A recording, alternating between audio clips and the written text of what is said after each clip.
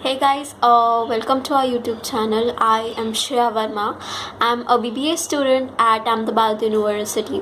Today we are going to learn reasoning about alternatives using disjunctions.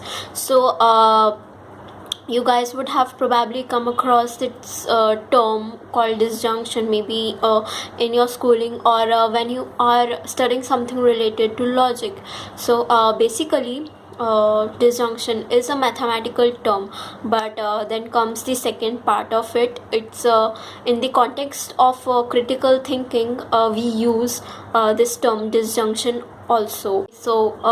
Disjunction, we actually come across this term in our daily lives, but we are unaware about this actually. So when we are using it or somebody else is using it, we are not able to catch up the term that this person is actually giving us some of the alternatives or some of the possibilities. Those who are new to this concept or this term called disjunction, let me quickly explain you what is disjunction. In terms of logic, if I say disjunction is simply the relationship between two or more different alternatives which either could be true or false. Let's take an example. Let's suppose we have a disjunction P or Q. P says that number 11 is odd. Q says that number 57 is a prime number. So the disjunction P or Q says that the number 11 is odd or number 57 is a prime number. Another example could be, let's again assume that there is a disjunction P and Q. So again, P says today is Wednesday, whereas Q says it is a sunny day. The disjunction P or Q says today is Wednesday or it is a sunny day. Let's take another example. So, if I say her voice seemed to be choked, maybe because she is crying or she has cold. So, here we are not asserting either of the disjuncts. We are claiming that her voice sounds choked either because she is crying or she has cold. We are not claiming that she is crying and not claiming that she has cold. Only the claim is that crying and cold are the only two possibilities of her choked voice.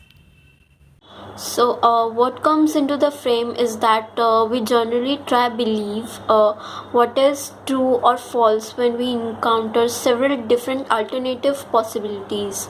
Okay, for that we generally eliminate some of the possibilities and then try to reason out our own conclusions.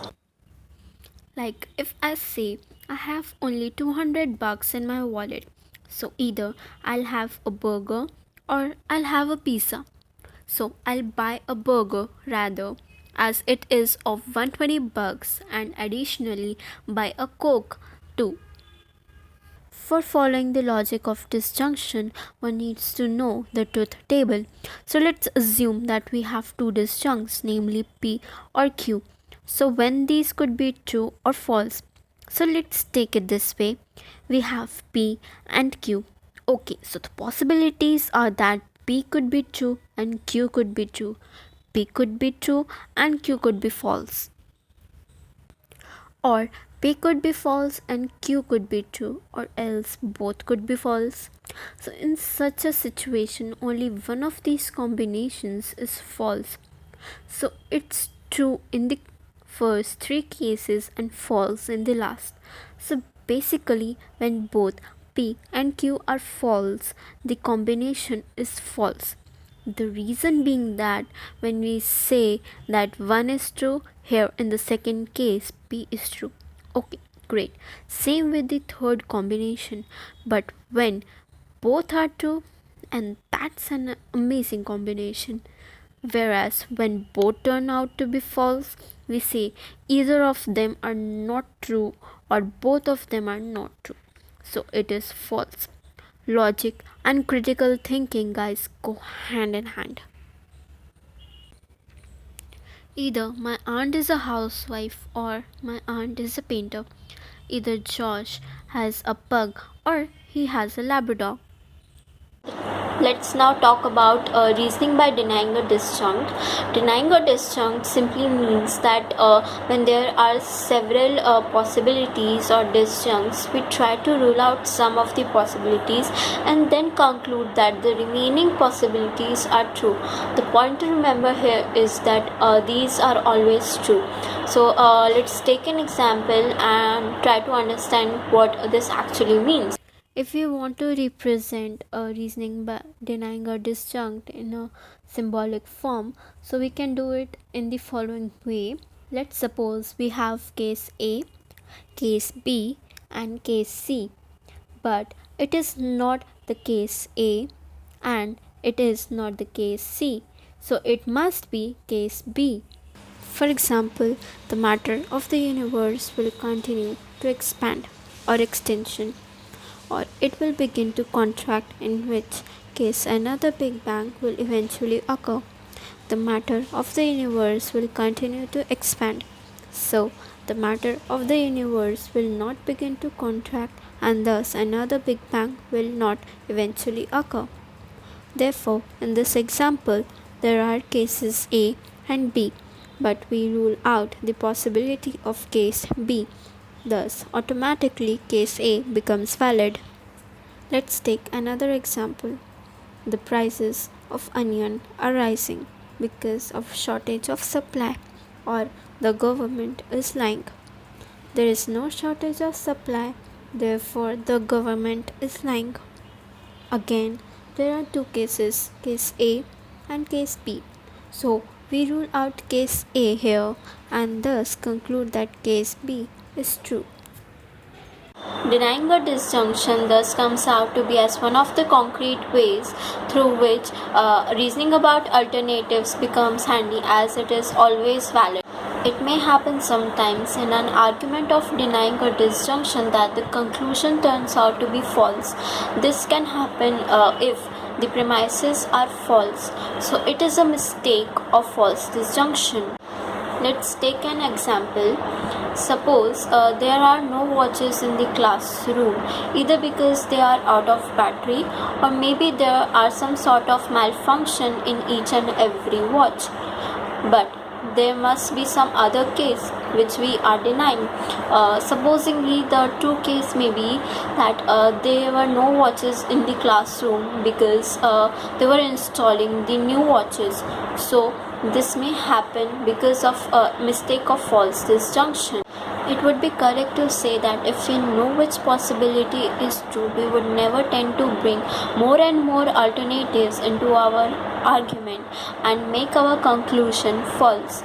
But what to do if we don't know which disjunction is true? It is very simple. Just make your disjunction exhaustive. It simply means that try on adding more and more possibilities that could be true. Without ruling out any of these possibilities, we are guaranteed a true disjunction. A very huge advantage of exhaustive disjunction could be that it avoids the mistake of false disjunction. Another mistake that should be avoided besides the mistake of false disjunction is appeal to ignorance. Appeal to ignorance means that sometimes it happens that we tend to believe something true because we don't have enough evidences to prove it false.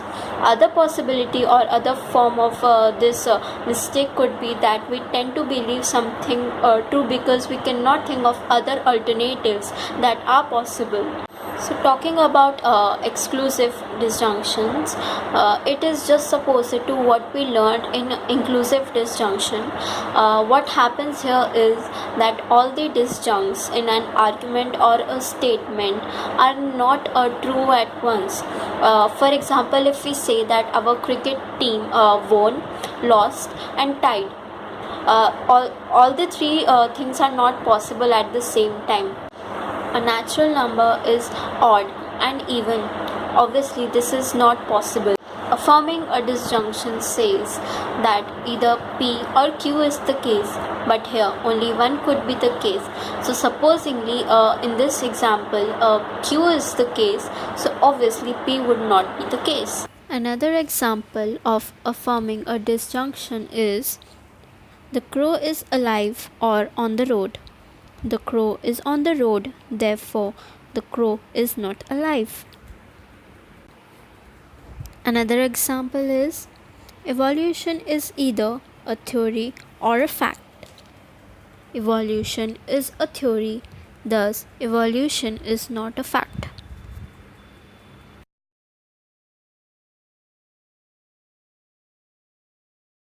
Thank you guys for watching the video. If you like this video, please give it a big thumbs up, do share it and subscribe to our channel.